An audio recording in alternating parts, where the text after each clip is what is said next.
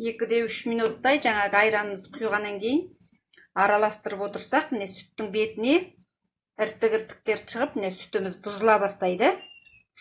Бұзылып осындай дәрежеге келеді. Енді біз осыған жаңағы ағашты су, бір немене ағашты суды жаңағы отымызды өшірмей тұрып, енді ағашты су құямыз. Ағашты суды құйып болып, жалғасты араластырамыз. Не енді қарасақ, сүтіміз бүтіндей бұзылу басқышына өтті. Бүтіндей бұзылды, міне іртік-іртік болып. Мынаны енді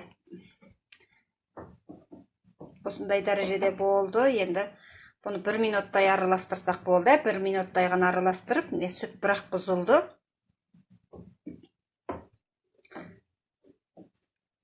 Міне сары суы бөлек, ана жаңағы немнелері бөлек болып, бірақ іртік-іртік болып, сүт бірақ бұзылды.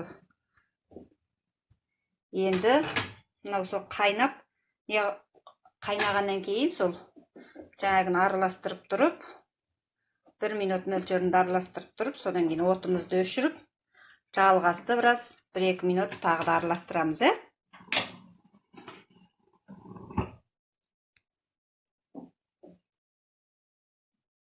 Бұдан кейін біз дайындайтын нәрсеміз 1 метр айналасында ақтәкі дайындап аламыз. Ақтәкіні дайындап, оны 2 еселеп, сүзуге арнап, 2 қабаттап дайындап қоямыз. Одан кейін мынандай сүзгіш, өз әдетте чай сама сүзетін сүзгіштеріміз бар ғой, сода болады, соны тазалап жуып, формасын келтіру үшін осы сүзгіштің үстіне дәкіні қойып,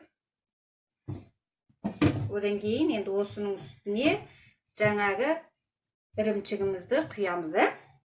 Жаңағы ірімшігімізді, қайнатып алған сүтімізді жаңағы ақтәкі төсек қойған тордың үстіне құямыз.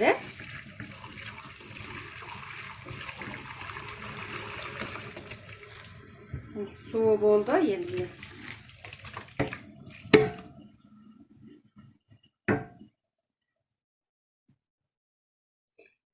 міне жаңағы сүттің бетіндегі қою қалды, қалғаны ақ кетті. Мұнан ендігі су ағатын неменің ішіне жасасаңыздар тіпті жақсы, әдетте болмаса далаға істейсіздер. Содан кейін тегістеп бетін дөңгелек қалыпта шығарамыз ғой, бұны тегістеп.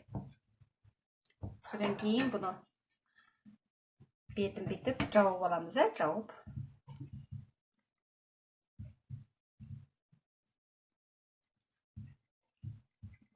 Жауып, қолымызбен басып, нығыздаймыз, нығыздап, нығыздап, арасындағы ауаны бірақ шығарамыз.